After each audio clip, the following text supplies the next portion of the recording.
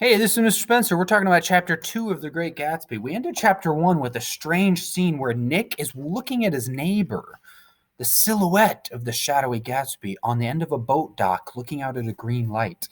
Okay, Nick got a little lost and unfocused. And then on page 21, he looks again and Gatsby vanished. Nick was alone again in the unquiet darkness.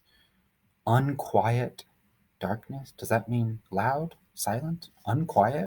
We start chapter 2, and the summary takes us into a valley of ashes. Now, this whole chapter, we get a little partying. And if The Great Gatsby were college, stereotypically, chapter 2 would be the drunk frat party that gets way out of control, with Tom Buchanan as the guy yelling at everyone to chug, chug, chug.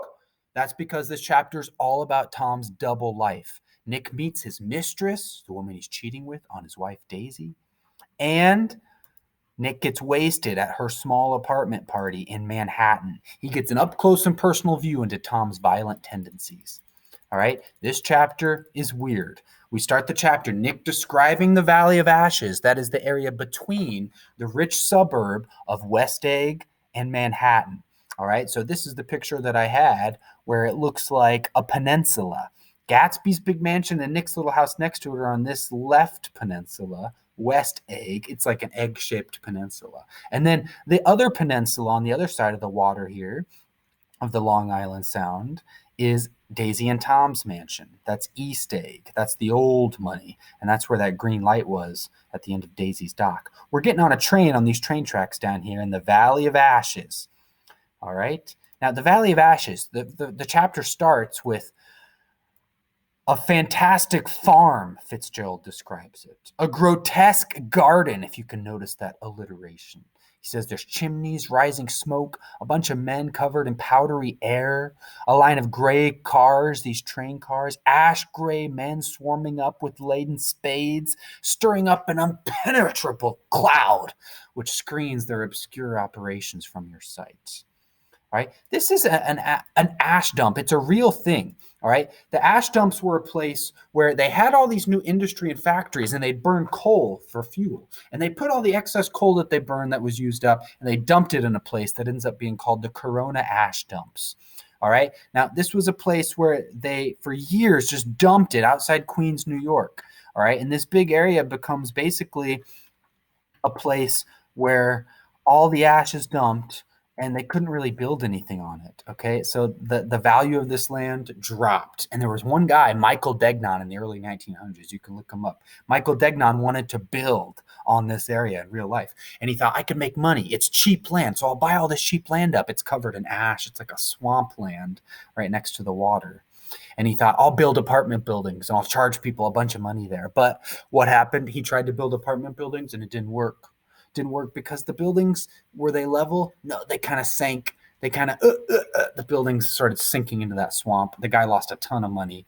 It was a crapshoot, so to speak. So that's a real place, and Fitzgerald describes it here. But there's the eyes of T.J. Eckelberg looking over it. Why is Mr. Spencer talking so much about this? Why is F. Scott Fitzgerald writing so much about this in the beginning of chapter 2? These are symbols, and the symbolism here might represent not just the Valley of Ashes as this one place in New York City, not just maybe representing all of New York City. It might represent all of America. It might be a dark side of the American dream. Maybe these valleys of ashes represent the entire planet Earth in this modern age. And maybe these valleys of ashes are overlooked by somebody. Who is it? Well, it's an advertisement, a billboard. All right. So there's this big thing hanging up. We know it as like an advertising billboard. You see these on the side of the highway sometimes. It's a set of giant eyes that seem to be surveying or judging everything below. Tom's mistress, the woman he's cheating with, lives in this ash heaps area. All right. One day, Nick takes the train with Tom to Manhattan. Tom suddenly makes him get off at a random stop to meet her. They go to a garage owned by George Wilson. This is a lower class area. And Tom is much more upper class. Okay, they go to the garage. The mechanic who works there is George Wilson. He seems to be in the middle of buying a car from Tom, upper class. George is lower class. He wants to buy a car from Tom. His wife, Myrtle Wilson, comes down to the garage. She isn't necessarily beautiful, but she's attractive because she's plump, She's shapely, she's vivacious, and she's lively. All right. The narrator describes this here as if the nerves of her body were continually smoldering. All right. Her husband, though, George, is a spiritless man, anemic, looks like he's got some blood disorder, and he's faintly handsome, but there's only a damp gleam of hope in his eyes. Okay. He's sort of faded, while his wife is smoldering hot, HAWT. Okay. So Tom quickly makes a plan to meet her, Myrtle, in the city, and he and Nick leave. And Tom explains that George has no idea that Myrtle is having an affair with Tom. Tom insists that Myrtle meet him in Manhattan, so she boards the same train as Tom and Nick, but she sits in a different car to be discreet, and then they meet up at the station. Myrtle decides that she would like a dog, and Tom, okay, he buys her a puppy from this awkward, condescending passing salesman. Okay, he calls it a B word, and there might be some symbolism between the dog, the B word. Is that a female dog? Symbolism for the Valley of Ashes, symbolism for the eyes of Dr. T.J. Eckelberg, symbolism for the color blue, or even like the yellow spectacles, which are the colors describing Dr. T.J. Eckelberg's eyeglasses. Okay, the oculist is an eye doctor. Okay. And it doesn't even exist anymore because it says the business closed down, moved away. They haven't even repainted the sign, and it just hangs there fading under the sun and the rain, brooding on over the solemn dumping ground. The eyes of Dr. T.J. Eckelberg. It's not even in business anymore. What could that billboard represent overlooking this Valley of Ashes? Anyway, so Nick tries to leave Tom and Myrtle, but they insist he come up to their apartment very far uptown. Okay, so they get off the train. The apartment is small, gaudily decorated, kind of ugly and tacky, and it's uncomfortable for Nick. Tom brings out a bottle of whiskey, and for the second time in his life, apparently, Nick says, he gets drunk. His memory of what happens next is somewhat hazy, and that's why a lot of chapter 2 is sort of vague and hard to understand because Nick is drunk. Nevertheless, we get the sense that Tom and Myrtle have intimate affairs, S-E-X, while Nick is just politely reading a book in the other room. He tries to ignore it. He wants to be polite. Then some guests come over. Myrtle's sister Catherine, as well as a photographer named Mr. McKee and his horrible wife.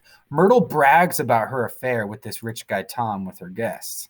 And the McKees fawn over her and Tom, complimenting her dress and devising ways of photographing her artistically. Photographing? Photographing. Mr. Spencer, get it together. Tom supplies them with alcohol. Remember, though, it's prohibition. Alcohol was banned and illegal, so he kind of has to sneak it in. But they've got the whiskey, and they all get really, really drunk. Meanwhile, Catherine tells Nick that he's been to a party at Gatsby's house. Gatsby? What Gatsby? Apparently, Gatsby's so rich that he is a former German leader's cousin. All right, the Chancellor, Kaiser Wilhelm. That's just a rumor, though.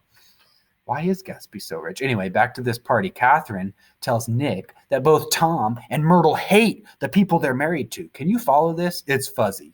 She wonders why they don't divorce and marry each other instead. When Myrtle overhears, she says something obscene about George Wilson, Myrtle's husband. According to Catherine, these divorces don't happen because Daisy is a Catholic. Nick, who knows that Daisy's not Catholic, it is his cousin. He's shocked by what has obviously just been Tom's lie. Nick then remembers Mrs. McKee had been using some anti-Jewish and anti-Semitic slur to talk about some loser that wanted to date her. And Myrtle says that her mistake had been to marry the guy that she should have ignored. She's referring to her husband, George, this spiritless mechanic. So Nick keeps trying and failing to leave the party. Myrtle tells him the story of how she first met Tom on the train. He picked her up by pressing himself against her physically when they got out on the platform. Later that night, Myrtle and Tom have an argument about Daisy. Myrtle keeps saying her name. Tom says, stop saying her name. And Tom hits her so hard that he breaks her nose. Nick leaves the party and he goes home with Mr. McKee, the photographer. Okay, at the end of the chapter, it gets weird. The story gets harder to follow as Nick's being drunk really catches up to him. Nick somehow ends up at the train station waiting for the 4 a.m. train to get back home. How drunk was Nick? Where exactly did he sleep? All right, I told you this chapter's weird, and you see page 37 and 38. It kind of just trails off in a strange way. That's the end of chapter 2. I told you, it gets so strange. And even chapter 3 is weird. And we get more alcohol is drank in chapter 3. Okay, in the next video, I'll go over chapter 3. And by the end of chapter 3, some of the details will start to come together of what exactly is happening with each of these characters. All right, where is this Gatsby fellow? I want to meet him. I just don't know where he is. This is Mr. Spencer signing off.